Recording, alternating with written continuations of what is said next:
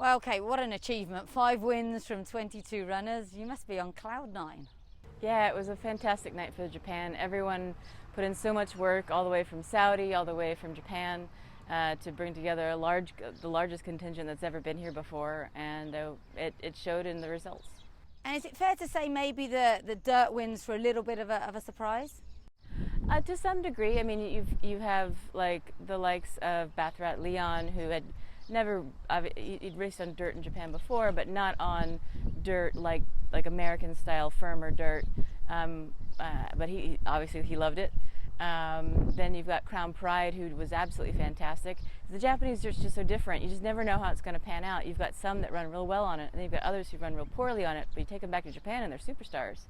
So I mean, it's kind of, I guess it's the whole dirt all-weather grass kind of thing. Everyone's got their specialty, and maybe some Japanese horses are more Japanese specialists than but others can really take on the rest of the world. Crown Pride will be taking on the rest of the world. He's off to Kentucky. Yes, he leaves tomorrow with the rest of the American horses to go straight to Churchill Downs. Mm-hmm. And over there, we know he likes the distance. He's a horse that probably should have been talked up more prior to the race, because his prep run had just gone horribly, but before that he was unbeaten. Yeah, he was a really promising horse going into his last start before the UAE Derby. So yeah, he was probably one that more people should have considered. But when you look at his breeding and some things like that, like a bit of it would be like, you're like, oh, like he's not a deep impact, and so he doesn't really hit that radar of that epic breeding scale. But you know, you can have a really good racehorse and not have a very good pedigree. Very, very true. Saw a lot of that this weekend.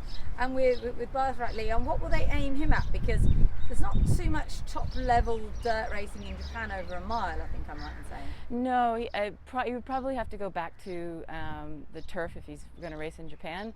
But I'll definitely be talking to Mr. Yahagi about going to the Breeders' Cup Dirt Mile with him.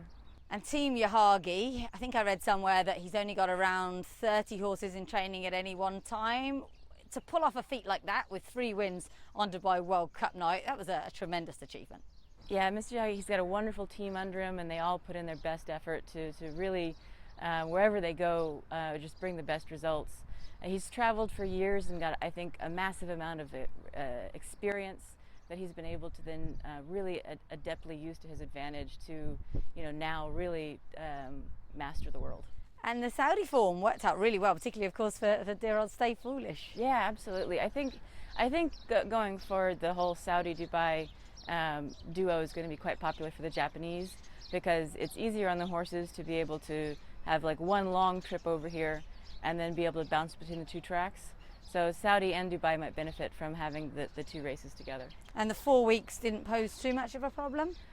I don't think so. Most of the horses seem to be training very well. I think that it didn't, I mean, another week I don't think would have made much of a difference. Mm-hmm. So I don't think it'll be an issue. But I think that being able to come straight here after Saudi Arabia, settle in and relax, that really helped the likes of Chihuahua Wizard last year. And it really helped, obviously, Stay Foolish this year. He was able to really kind of do some things that he was not always able to do in Japan, where like he gets in a position and he just kind of gets frustrated with himself because he's not able to do what he wants. And I was really worried that was going to happen in the race when he was boxed in. He's just going to be like, oh, there's nowhere for me to go, I give up. But that was absolutely the opposite of what happened, and Christoph really got him going. Yeah, that was a lovely win to see him win. And then 2 really exciting ones. Panthalassa, they seem quite keen about heading to Royal Ascot with him, and it's about time with this much success that the Japanese really targeted that meeting. Yeah, I think if anyone should go, it's definitely going to need to be Yahagi, because he'll have the dress, have the dress codes all done up, and he'll look fantastic. But he'll also be bringing the kind of horses that you're going to need to be able to win at Royal Ascot. And I think that, pairing with him for any owner is going to be a high priority now if they want to win abroad. Mm. And Shahryar, of course, so lightly raced, so talented to win that off a break. I guess the Arc would be something they might consider? Absolutely. The Northern Farm and Sunday Racing are keen supporters of the Arc, and the Yoshida family really wants to win that race. And I know that Mr. Fujiwara also would really like to go and win that race as well. He's talked about it quite a lot with me over the years. So, if everything works out, if he gets back from Dubai okay, and he has a summer break, and we'll see how that goes. And it's very possible that he could make it over there to give it a try. And in the past, we've seen the Japanese prep on Arc Trials Day, which is what, 3 weeks out.